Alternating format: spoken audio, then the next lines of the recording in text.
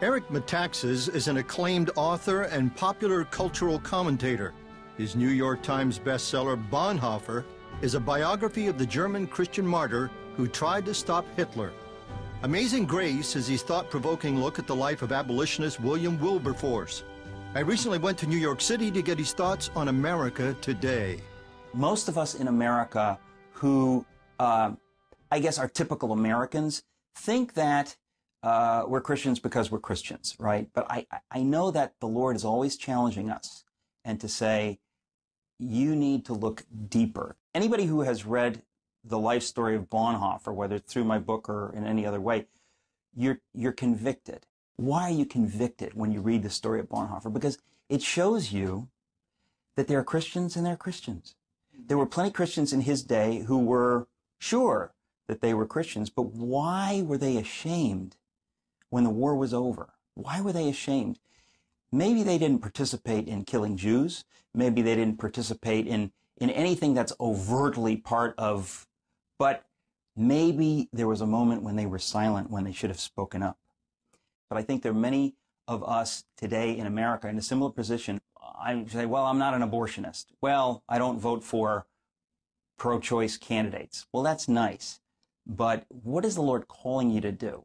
What has happened to civil discourse? Yeah. I must say that even the Christians in this country who claim themselves to be such come off very often very abrasive. Right.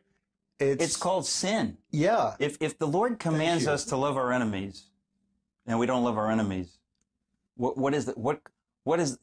conversation is there to have about that? The Lord didn't say, by the way, if you want to be an extra holy Christian and get some extra credit, love your enemies. Right.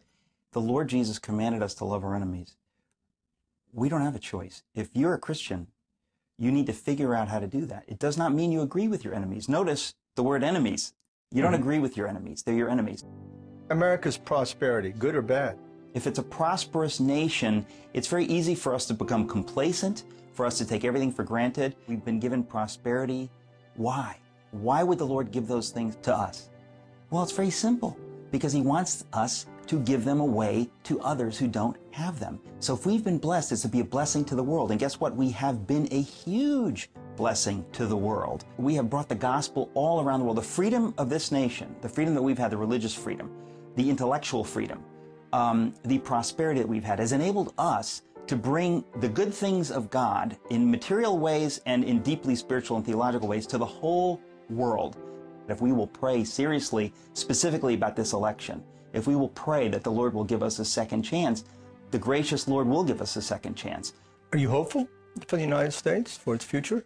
Well, I would say this. Anybody who claims to know Jesus Christ has to be hopeful. Jesus is the light of the world. He's the hope of the world.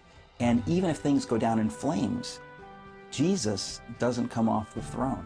He commands me to rejoice in him always, to pray without ceasing. In other words, we are supposed to be living fountains of hope and joy.